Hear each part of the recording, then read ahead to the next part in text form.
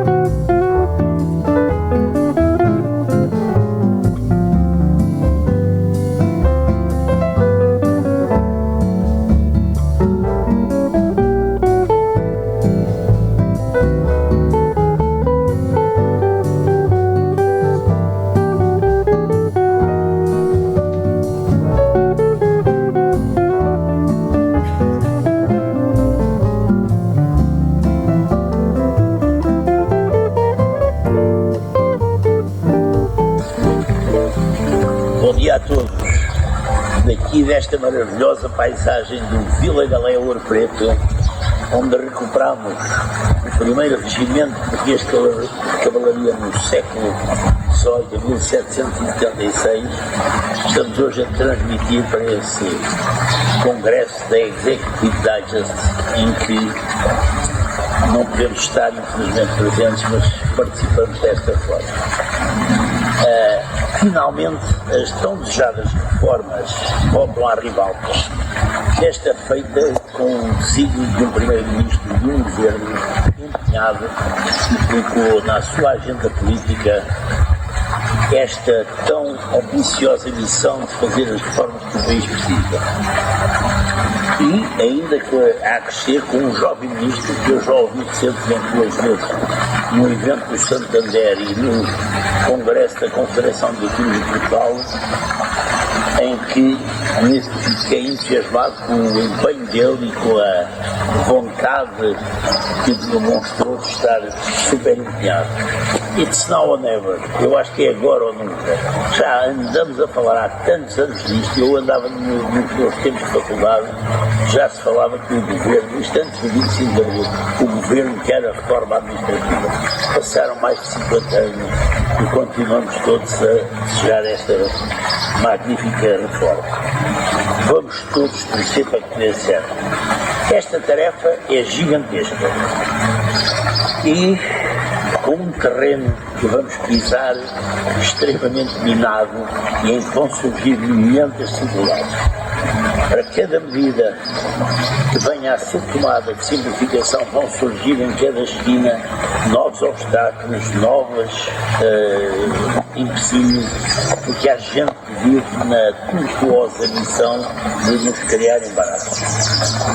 No entanto, se não conseguirmos isto, vamos falhar. Nós nunca conseguiremos dar um salto no nosso crescimento económico se não tivermos uma administração pública enxuta, simples, ágil e eficaz e com elevado grau de independência do poder político e com uma competência própria e com a autonomia desse próprio poder político, porque em qualquer regime democrático a administração política tem que ter esse grau de autonomia.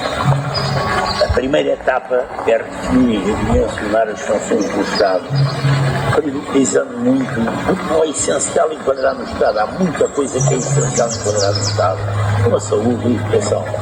Mas também é importante apostar nas parcerias público-privadas, é importante acabar com as redundâncias, é importante executar melhor muitas tarefas que são complicadas por obsessão, por burocracia excessiva, simplificar, corrigir e só depois digitalizar.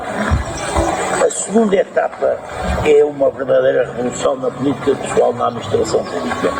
Introdução da meritocracia, na mobilidade das pessoas com incentivos, têm que ser compensadas, mas tem que haver mobilidade, porque para tapar os buracos que existem em alguns lugares, e aliviar o excesso que existe no outro. Carreiras aliciantes também se precisam. Tem que se criar condições para que as pessoas possam evoluir na carreira, mas em função do mérito e em função da sua atividade, do seu empenho, do seu esforço. É preciso apostar na formação. É preciso que as pessoas entendam que têm que ser avaliadas regularmente para poderem evoluir, para poderem ser premiadas. E é preciso melhorar as remunerações, mas melhorar a quem merece ter essas medidas. Estamos hoje em pleno emprego. E nunca houve, por isso, condições tão extraordinárias para se poder implementar estas medidas como agora.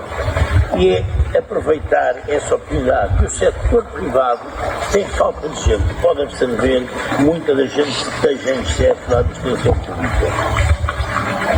Agora, a terceira etapa é também crucial. É a introdução de regras muito claras, simples, acessíveis e transparentes nos licenciamentos. Deverá ser possível aceder digitalmente a toda a informação, sem intermediários, sem complicações, sem obscuridades.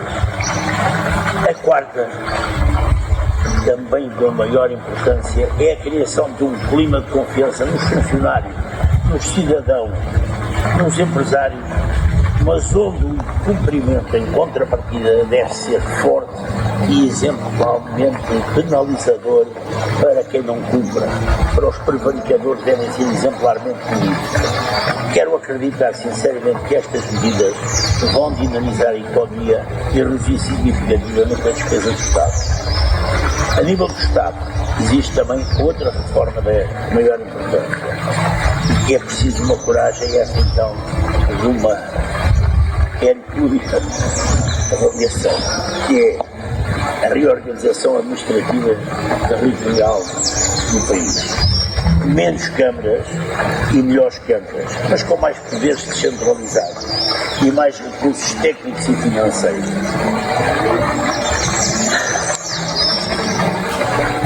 Mas o setor privado não pode ficar só a criticar o público, também tem que ter mudanças. Small is beautiful.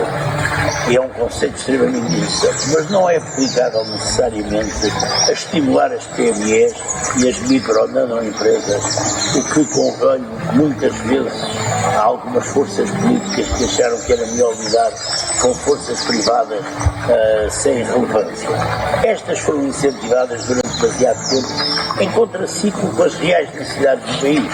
Se é certo que estas PMEs foram de grande importância em épocas em que havia a necessidade de absorver muita mão de obra disponível, é igualmente certo que se dedicavam a negócios de pouco valor acrescentado, de baixa rentabilidade e sobreviviam à custa de salários baixos, pagavam poucos impostos, não tinham capacidade para se internacionalizar ou exportar.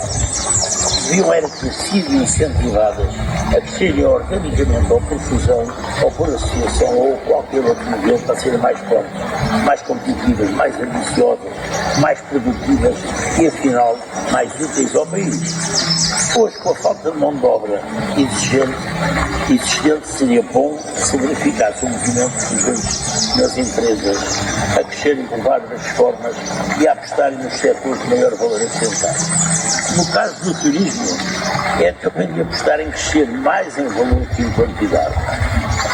E, por favor, não matem o turismo, que é um dos setores vitais para o nosso crescimento económico, e resolve o problema da entrada e saída dos turistas nos nossos aeroportos, que a todos nos envergonha e passa uma imagem desastrosa do mesmo.